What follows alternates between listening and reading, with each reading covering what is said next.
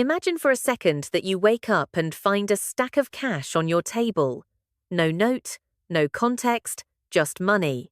In the real world, you'd probably be confused, maybe a little happy, right? In the real world? Sure. But on the internet? That's a crime scene waiting to happen. Exactly. And that is the perfect entry point into what people are calling the random money saga.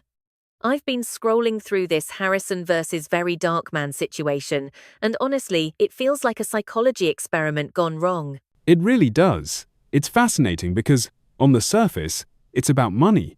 But if you peel back the layers, it's not about finance at all.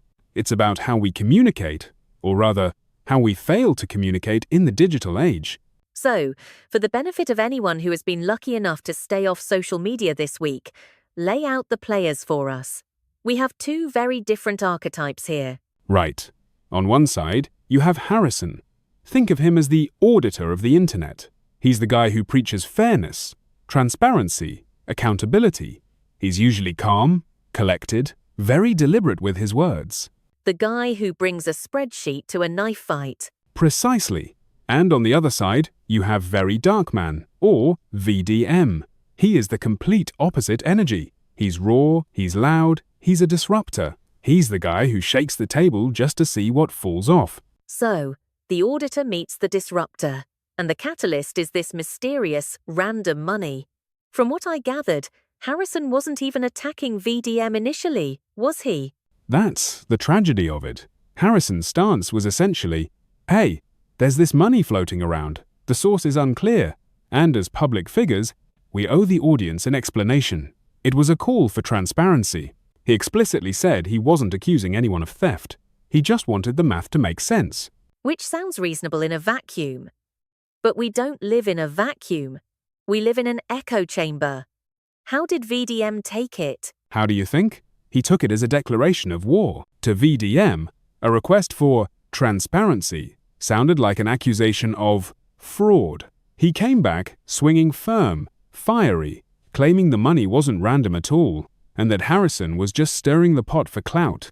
It's the classic translation error of the internet. One person says, I have a question, and the other person hears, you are a liar. Exactly. And this is where it gets messy. VDM felt that if Harrison really wanted answers, he could have sent a DM. He could have made a phone call. By doing it publicly, VDM felt it was performance art, not a genuine inquiry. That's a fair point, though. If I have a problem with you, and I tweet about it before I text you, am I looking for a solution, or am I looking for an audience? That is the million-dollar question. But here is where the third character enters the story. The audience. The audience. The internet took this disagreement and poured gasoline on it. Within minutes, it wasn't about the money anymore. The comment sections weren't discussing financial ethics. They were picking teams like it was a gladiator match. I saw that. It became about personality. I like Harrison's tone, so he's right. Or, I like VDM's energy, so he's right. Facts became secondary to vibes. It's the tribalism of tone. We decide who is telling the truth based on whether we like their delivery. Harrison supporters think calm equals correct. VDM's supporters think loud equals honest. And in the middle of that noise, the actual truth about the money just evaporates. It's terrifying when you think about it. A vague sentence becomes a scandal. A defense becomes a clapback.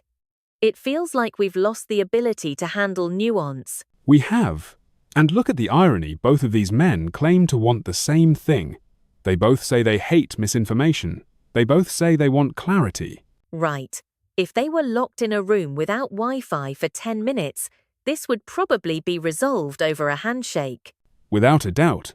But the moment you put an audience in front of them, the incentive structure changes. You can't back down because backing down looks like losing, so you double down. Harrison has to keep asking questions to maintain his brand of accountability. VDM has to keep fighting back to maintain his brand of being untouchable. So the conflict becomes a product. Exactly. The drama is the content, and we, the consumers, are eating it up. We claim we want them to resolve it, but do we? Or are we just refreshing the page waiting for the next response video? That hits hard. We are the ones incentivizing the chaos. So, where does this leave us? Is there a lesson here, or just noise? I think the lesson is about the cost of public perception.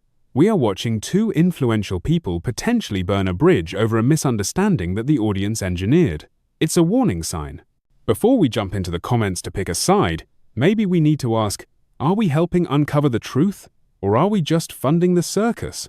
That's a heavy thought to end on. The random money saga isn't about cash. It's about the currency of attention. And right now, inflation is out of control. Couldn't have said it better. It's a market bubble of drama, and eventually, it has to pop. Well, let's hope we're still around to see what happens when it does. That's all the time we have for this deep dive.